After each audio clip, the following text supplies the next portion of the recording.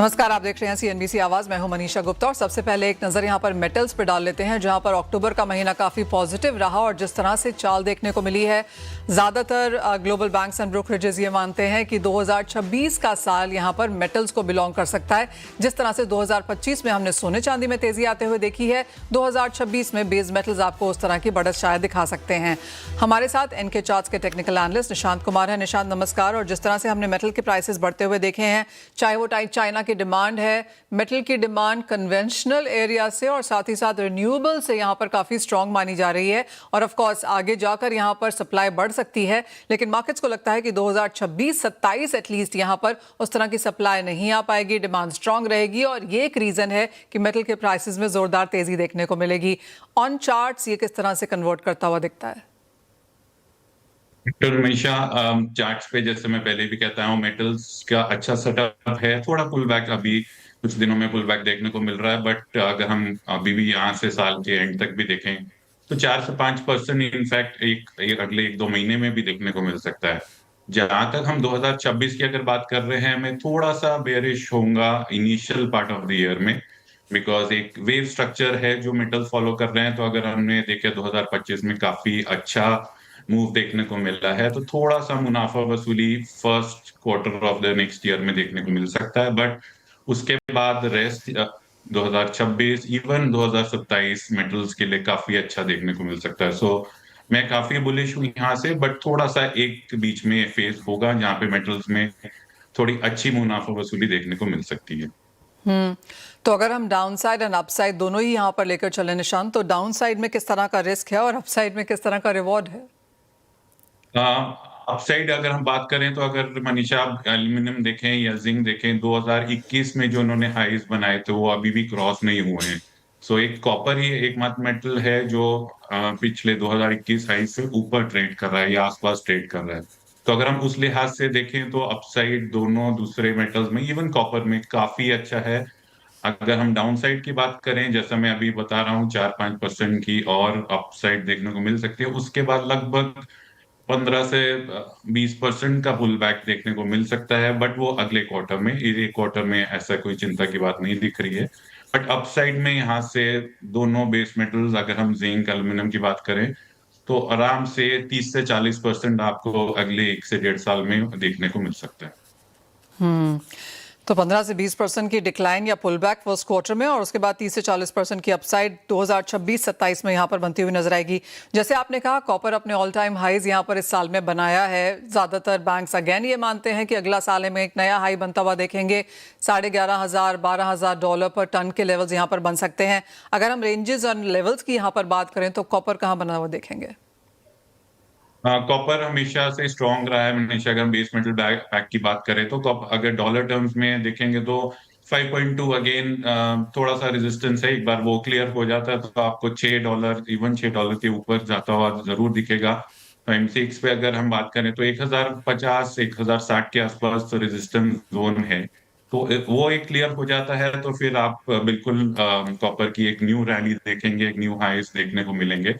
तो थोड़ा सा एक रेजिस्टेंस है जो सब मेटल्स में आ रहा है, जो मुझे नेक्स्ट क्वार्टर में हिट करता हुआ दिख रहा है। तो वो एक क्रूशियल पीरियड होगा सब बेस मेटल्स के लिए। एक बार वहां से पुल बैक भी देखने को मिल सकता है, बट उसके बाद सारे बेस मेटल्स, स्पेशली अगर आप जिंक और एल्यूमिनियम देखेंगे, तो उसमें काफी अच्छा मूव देखने को मिल सकता है, बिकॉज उन दोनों मेटल्स को 2021 के हाईज क्लियर करने हैं। सो वो काफी अच्छा सेटअप है उन दोनों मेटल्स में। कॉपर तो शुरू से ही अच्छा परफॉर्म करता है। निशांत, ऐसा यूजुअली कहा जाता है कि जब मेटल्स चढ़ना शुरू करते हैं उसके बाद 1 या 2 क्वार्टर्स के बाद हम उन मेटल कंपनीज में वो इम्पैक्ट यहाँ पर आता हुआ देखते हैं। एक लैग के साथ यहाँ पर काम होता है। अगर हम इस तरह के प्रॉफिट टेकिंग की बात यहाँ पर फर्स्ट क्वार्टर में 2026 में कर रहे हैं, तो ये मान के चलें कि जिस तरह से मेटल्स फिर बढ़ेंगे उस तरह की तेजी या उस तरह की गिरावट मेटल स्टॉक्स में इमीडिएटली देखने को नहीं मिलेगी।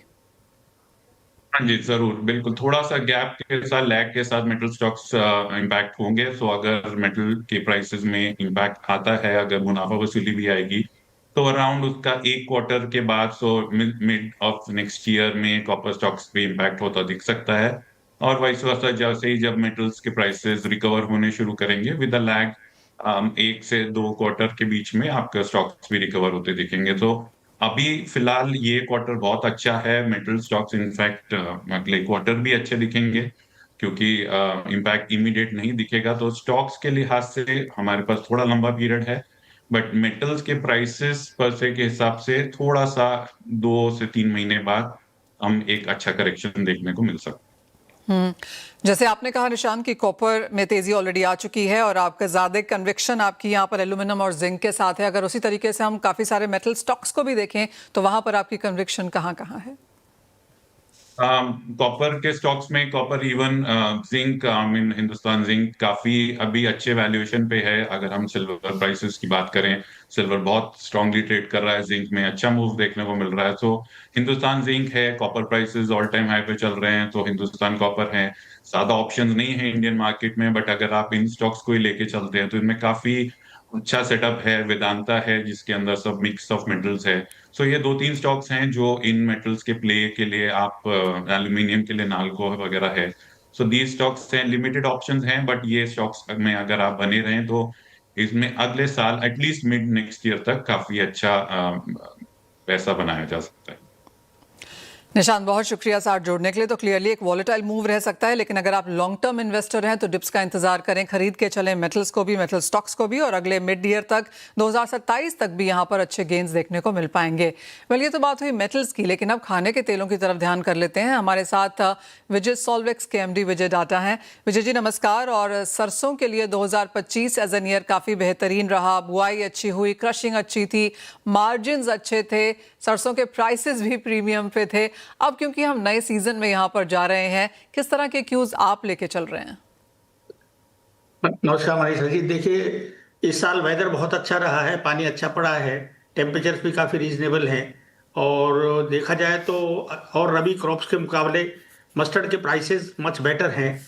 इनको देखते हुए कि मस्टर्ड की क्रॉप अच्छी आनी चाहिए, सोइंग एरिया बढ़ रहा है, करीब 31 अक्टूबर तक करीब 13.5% एरिया बढ़ा था, और मुझे लगता है कि 10 या 15% के बीच में ही जा करके हमको एरिया एक्सपेंशन मिलना चाहिए। इसके अलावा हमको इस साल रिकवरी भी अच्छी मिलने की उम्मीद ये है, क्योंकि वेदर फोरकास्ट बहुत अच्छा है और आगे सर्दी भी अच्छी पड़ने वाली है।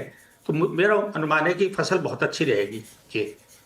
जिस तरह के प्राइसेस हम इस साल में यहाँ पर देख चुके हैं, और जैसे आपने कहा बुआई का इलाका ऑलरेडी उसको यहाँ पर ऑन ग्राउंड कन्वर्ट करता हुआ हमें नजर आया है, जिस तरह का प्रीमियम यहाँ पर सरसों ने कमांड किया है इस साल में, यहाँ पर आपको लगता है अगले सीजन वो यहाँ पर बरकरार रहेगा? देखिए, शुरुआत में 1-2 महीना इतना प्रीमियम नहीं था, लेकिन मई जून में अच्छा प्रीमियम ले लिया था, लेकिन बाद में वो प्रीमियम मेंटेन नहीं कर पाया, और अब करीब 25 रुपए किलो का प्रीमियम है विदेशी तेलों के, रिफाइंड तेलों के मुकाबले, और ग्राउंडनट से भी काफी अच्छा बिक रहा है सरसों तेल। तो प्रीमियम तो ऐसा लगता है सरसों तेल प्रीमियम पे ही बिकता रहेगा। क्रॉप अगर 10-15% बढ़ भी जाती है तो भी प्रीमियम बरकरार रहेगा, ऐसा मेरे को उम्मीद है, क्योंकि कच्ची घानी तेल की डिमांड देश में, और ये अकेला तेल ऐसा है जो कच्ची घानी की मेजर डिमांड पूरी करता है देश की जी। एब्सोल्युटली। विजय जी, जैसे आपने कहा 25 रुपए किलो के प्रीमियम पे कारोबार करेगा, किस तरह का प्राइस रेंज एक तो आप बनता हुआ देखते हैं? एंड आई नो अभी बहुत इनिशियल समय है इस बात का, बुआई के नंबर्स बड़े हैं, मौसम अच्छा है, ईल्ड अच्छा भी होने वाला है, तो कोई क्रॉप कैलकुलेशंस आपने करे हैं कि इस बार कितनी फसल देखने को मिल पाएगी? देखिए, मेरा मानना है कि अगले साल क्रॉप 125, 30, 135 तक भी जा सकती है। देखना होगा, अभी तो खैर वेदर, तुम्हारे सोइंग के एरिया ही अभी तो आने बाकी हैं, अभी तो बहुत इनिशियल स्टेज है। करीब यूँ समझ लीजिए 25-30% सोइंग, 35% ही सोइंग हो पाई अभी तक, जो आंकड़े अभी तक आए हैं। पूरा अक्टूबर निकला है, अभी नवंबर देखना चाहिए हमको कितने सोइंग नंबर्स आते हैं, उसके बाद करें बात जी। और प्राइस तब तक कैसे बनते हुए नजर आएंगे आपको? देखिए, प्राइस साइडवेज ही रहना चाहिए सीजन तक, क्योंकि सरसों की अवेलेबिलिटी बहुत ज़्यादा नहीं है, और ब्रांड्स, जो बड़े बड़े ब्रांड्स हैं, सभी लोग अपना मार्केट शेयर रखना चाहते हैं, इसलिए कच्ची घानी के शॉर्टेज बनी ही रहेगी, और प्राइसेस 10-5 रुपए किलो प्लस माइनस चलते ही रहेंगे, प्लस ही रहेंगे अभी तो, अगले 2-1 महीने तक तो, कम से कम 15 जनवरी तक तो। उसके बाद फसल कैसी निकल के आती है उसके बाद के अपन बात करेंगे। विजय जी, सर्दियों में डिमांड बढ़ती है कच्ची घनी की, सरसों के तेल की? बिल्कुल बिल्कुल, सर्दियों में सरसों कच्ची घानी की डिमांड बहुत अच्छी रहती है, मालिश के लिए भी जरूरत होती है लोगों को, और शादी ब्याहों भी काफ़ी अच्छे रहते हैं। सरसों तेल की खपत सर्दियों में अच्छी ही रहती है, और कोल्ड प्रेस ऑयल सभी लोग पसंद करते हैं जी। वेल एब्सोल्युटली काफी समय के बाद यहाँ पर सरसों चमका है और 2025 के बाद जैसे विजय जी हमें बता रहे हैं कि 2026 में भी इसके ट्रेंड्स बेहतर नजर आते हैं। प्रीमियम पे चल रहा है इंपोर्टेड ऑयल्स के सामने। आज जितनी बुआई अभी हुई है अच्छी खासी है और पिछले साल के मुकाबले फसल यहाँ पर और बेहतरीन रहने की उम्मीद भी। विजय जी बहुत शुक्रिया साथ जुड़ने के लिए और उस तमाम डिटेल्स के लिए। हमारे साथ प्रो इंटेलिजेंस सर्विसेज के फाउंडर दिनेश सोमानी हैं और साथ ही आनंद राठी के डायरेक्टर नवीन माथुर। आप दोनों का कार्यक्रम में स्वागत है। नवीन, सबसे पहले सोने से शुरुआत कर लेते हैं और ऑल टाइम हाइज के बाद एक मुनाफा वसूली है, कंसोलिडेशन भी है। करंट लेवल्स पर जिस तरह की बाइंग हम बनता हुआ देख रहे हैं, जहां पर $4,000 पर आउंस का एक रेजिस्टेंस लेवल के तौर पर अब बनता हुआ नजर आ रहा है, कैसे देखते हैं आप ये साल खत्म होता हुआ? Manisha, 60% returns in a year for gold and 72% kind of returns as of now for silver. मतलब कि इससे अच्छे साल गोल्ड एंड सिल्वर के लिए मेरे ख्याल से हो नहीं सकते। And back to back with the last year of around 30% plus for gold, almost 80% or so the upside movement, single sided upside movement in gold and silver prices. Now मुझे लगता है कि 4000 जैसा आपने कहा Manisha, 4000 levels, I think that's a very strong resistance levels and consolidate भी उसी range के आसपास सोना हो रहा है। इंडियन मार्केट्स की बात करें तो तकरीबन 1,20,000 1,21,000 के आसपास the markets are hovering at around those particular levels for last couple of days. थोड़ी सी तेजी आई है because of the government shutdown and it's the largest US government shutdown in the last so many years. Means I think it's all-time high kind of a shutdown for the US government, the US administration. And at the same time, the buying, ETF ki buying, central banks continue to be diversifying their portfolio from the US dollar treasury to gold and the other assets. So I think overall trend jo hai Manisha wo positive hi hai, par volatility rahegi because it is lot much of dependence on news, which way the economy moves, and therefore the volatility would be. अगर थोड़ा सा लंबा समय यहाँ पर ले नवीन, तो अगली दिवाली तक कहाँ देखते हैं फिर सोने के prices? Manisha, the next day is difficult to predict these days. You're talking about another 365 days from here. See, on a long term, it's very difficult to predict where, because currency factor and the other news, the geopolitics, the economics, everything would play out. But fundamentally, the situation remains positive. Profit booking आ सकती है, जैसे हमने कुछ दिनों पहले भी देखा, although the gold touched, I think 48 times this calendar year as of now, the new highs, and the last year was 42 times. So 90 times, so to say, the new highs in the last 22 months. Profit booking आ सकती है, Manisha. But I would say that with the current scenario and where we stand today, the trend remains positive. We can see 4,300, 4,400 levels touching again, but 4,000 would be a consolidation. Not too much of a downside. ज़्यादा लगता नहीं है कि नीचे की तरफ गिरावट होगी, पर कंसोलिडेट करना चाहिए 4,000 के आसपास। और अगर कोई और ब्रेकिंग न्यूज अलग आ जाती है तो we can see 4,300 levels again. But overall, it is around 4,000 levels as of this particular moment where we stand. Dinesh ji, आप यहाँ पर चांदी को कैसे देखेंगे? क्योंकि मुनाफा वसूली यहाँ पर भी देखने को मिली है और कभी कभी ऐसा लगता है कि 48, 49 के पास जा रही है, लेकिन होता नहीं है वैसा। बिल्कुल सही कहा मनीषा जी, आपने 150 के आसपास जाते हैं और वहां से दोबारा इसमें सेलिंग और इसमें सप्लाई आ जाती है, लेकिन 1,44,000 एक मजबूत सपोर्ट जोन है और प्राइसेस यहाँ से हमने दोबारा ऊपर आकर 1,49,000 के आसपास देखी है। आई थिंक इस लेवल पे थोड़ा सा वेट करना चाहिए। 1,50,200 का लेवल कन्विंसिंगली अगर क्रॉस होता है तो we can take a next move, या 1,46,000 का नीचे में वेट करे, जहां 144 एक मजबूत सपोर्ट है, वो स्टॉप लॉस मेंटेन करके आप दोबारा बाइंग में बने रह सकते। तो ओवरऑल मुझे लगता है कि एक बड़ा जो मूव आया है, जैसे नवीन सर ने कहा कि 60% और 70% की तेजी, एक विस्मरणीय तेजी हमने देखने मिली है बुलियंस मार्केट में। अब मुझे लगता है आने वाला एक महीना शायद एक कंसोलिडेशन करे और ज्यादा कंसोलिडेशन करे। जैसे गोल्ड 1,19,000, 1,22,000 ये दायरा मेंटेन कर रहा है, सिमिलरली उसी प्रकार मुझे लगता है सिल्वर 1,44,000 और 1,50,000 ये दायरा हाल फिलहाल थोड़ा मेंटेन करता हुआ लगता है। मेटल्स की हमने डिटेल में यहाँ पर बात करी है, but more on technical levels के हिसाब से। लेकिन दिनेश जी, अगर हम यहाँ पर फंडामेंटल्स भी देखें और जिस तरह से सप्लाई डिस्ट्रप्शंस हैं, चाइना की डिमांड शायद निकल के आ भी रही है, किस तरह के फैक्टर्स फंडामेंटल्स आप वॉच करना चाहेंगे? बिल्कुल, इसमें सबसे बड़ा डिस्ट्रप्शन था टैरिफ, जो कि काफी हद तक के ईज आउट हो चुका है। जो एक तनाव का सिचुएशन निर्माण हो गया था यूएस और चाइना के बीच में, वो काफी हद तक ईज आउट हो चुका है। और मुझे लगता है यही सबसे बड़ा फैक्टर रहेगा, इसका नेक्स्ट ट्रिगर रहेगा प्राइजेस को एक्सलेट करने के लिए। 935 के लेवल के बाद हमने ऊपर में 1025-26 के लेवल्स देखे हैं। प्रीवियस जो लो बने थे वो 960 964 के बने थे, उसके बाद में 980 984 के बने, और अभी जो रिसेंट लो हमने देखा जो 991 का बना।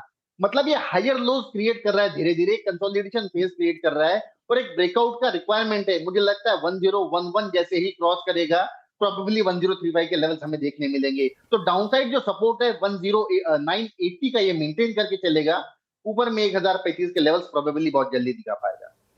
ऑलराइट, वो 1011 एब्सोल्युटली एक शगुन जैसा लग रहा है, जहां पर अगर हम क्रॉस होता हुआ देखेंगे तो कॉपर में और तेजी आएगी। नवीन, आपका एक टॉप पिक है यहाँ पर मेटल्स में, क्योंकि कॉपर के बाद अब एल्यूमिनियम, जिंक यहाँ पर काफी इन रडार आते हुए नजर आए हैं। Manisha, the base metal pack लगता है पॉजिटिव ओवरऑल। मुझे लगता है for a long term basis also it is looking very much positive. अगर कोई खरीदारी करना चाहे 1-2 दिन के लिए, तो I would say zinc would be good on the dips around 300 levels के आसपास खरीदना चाहिए। स्टॉप लॉस लगाएं 297 का, एंड 307 के टारगेट्स ऊपर की तरफ देखे जा सकते हैं। कच्चे तेल को आपकी स्क्रीन पे लेके आएंगे, क्योंकि चाहे ये तीसरा साल है जब लगातार हमने कच्चे तेल के प्राइसेस में गिरावट आते हुए देखी है, कुछ बहुत खरीदारी आज हमने सेशंस में यहाँ पर बनते हुए देखी है। नवीन, कैसे देखते हैं आप कच्चे तेल के प्राइसेस? बिकॉज नेक्स्ट ईयर की जो रेंज है वो 50 से निकल के ऊपर में $68 जैसी निकल के आ रही है ग्लोबल बैंक्स एंड ब्रोकरेजेस के through. Manisha, I agree with the particular range and what the analysts are saying. एक शॉर्ट टेम्पररी हमने देखा था sudden spike because of what has happened by the US administration on 2 of the firms in Russia where they have put the sanctions on these firms. I would say overall trend उसके बाद कुछ हद तक stable होता हुआ दिख रहा है. The Brent is trading at around $64, $64 के आसपास Brent, और crude WTI is around $60-61. Indian markets की बात करें तो तकरीबन 5340 के भाव हमें यहाँ पे दिख रहे हैं MCX में. ट्रेंड पॉजिटिव है फिलहाल के लिए, जब तक ये मतलब ये जो सैंक्शंस का इशू क्लियर कट क्लैरिफाई नहीं होता from the 2 of the largest firms, the firms in Russia. So I think वो जब तक कुछ हद तक स्टेबलाइज नहीं होता मैटर, तब तक वॉलेटिलिटी रह सकती है. पर sell on rise would be the strategy if you want to go ahead on the MCX November contract. Sell at around 5,400 levels. The stop loss for the November contract would be 5,500, और stop loss जो है ऊपर वो तकरीबन 5,200 का लगा है. Target 5,200 का. ब्रेक में जाने से पहले दिनेश जी, आपकी एक सेंस यहाँ पर नेचुरल गैस प्राइसेस पे, क्योंकि कुछ उछाल यहाँ पर देखने को जरूर मिला, सस्टेनेबल है या नहीं मालूम नहीं. बिल्कुल, बहुत स्ट्रॉन्ग मूवमेंटम हमने आते हुए देखा. 340 के लेवल से 388 के लेवल ऊपर में आए हैं. थोड़ा सा डिप आया है 382 अराउंड. 370 एक बहुत मजबूत सपोर्ट है. आई थिंक 370 का स्टॉप लॉस मेंटेन करके उसको बाइंग करना चाहिए. 379 380 के अराउंड आई थिंक प्रोबेबली ये 400 के लेवल बहुत जल्द पार करेगी. ऑलराइट, बहुत शुक्रिया दिनेश जी आपका, नवीन आपका भी साथ जोड़ने के लिए, तमाम स्ट्रैटेजीज हमारे दर्शकों के साथ यहाँ पर शेयर भी करने के लिए. इसी के साथ फिलहाल इस कार्यक्रम में इतना ही समय है. हम लौटेंगे और लेकर आएंगे आवाज समाचार.